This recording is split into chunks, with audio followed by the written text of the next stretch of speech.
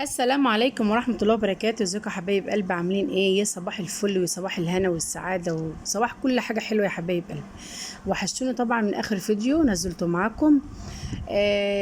طبعا انا زعلانة منكم جدا. فين اللايكات بتاعتكم وفين المشاهدات يا حبايب قلبي وفين الكومنتات بتاعتكم الجميلة؟ مش شايفة منكم طبعا اي كومنتات خالص، بس انا عارفة ان شاء الله ان انتم مش هتزعلوني.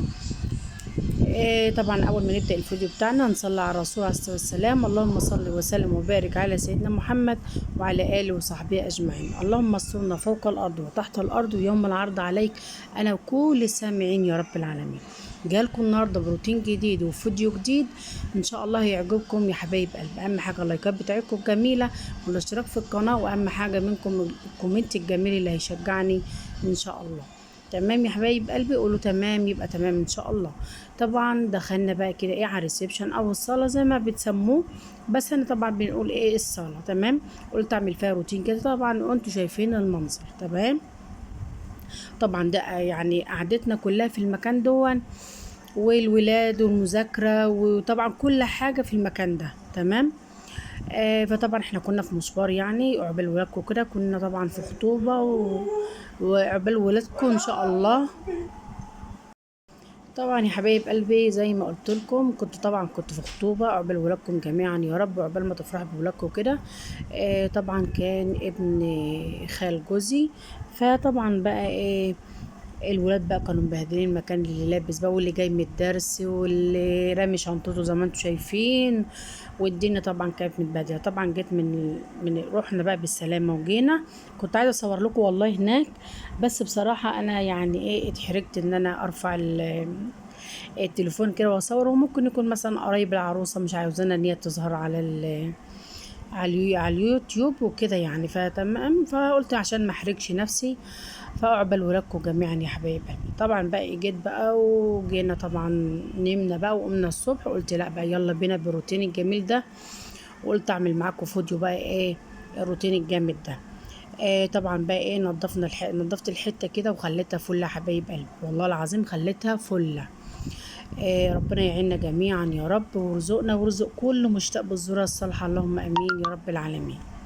اهم حاجه يا حبايب قلبي ما ننساش نصلي على الرسول عليه الصلاه والسلام. اللهم صل وسلم وبارك على سيدنا محمد وعلى اله وصحبه اجمعين. اللهم استرنا فوق الارض وتحت الارض ويوم العرض عليك انا وكل السامعين يا رب العالمين. طبعا روقنا كده يا حبايب قلبي. طبعا السفنج بتاع الركنه كده بقيت اشيله طبعا ونضف طبعا تحته كده، وقلت ايه يعني ايه عشان ما يبقاش فيه حاجه تحت يعني تحت منه. طبعا جيت بقى على الترابيزه دي، قلت برضو كده اشيل حاجه طبعا اللي عليها، وطبعا امسكها برضو انضفها كده وامسحها واخليها طبعا ايه اخليها فله طبعا. طبعا يا حبايب قلبي انا كنت عامله قناه قبل كده طبعا بيوميات ام محمد، بس طبعا القناه طبعا التليفون كان باظ عندي، والقناه كانت عندي كنت انا ناسيه الرقم السري والباسورد بتاعها وكده يعني. فطبعا قلت ايه يلا الحمد لله يعني جايز يكون خير ليا ولولادي.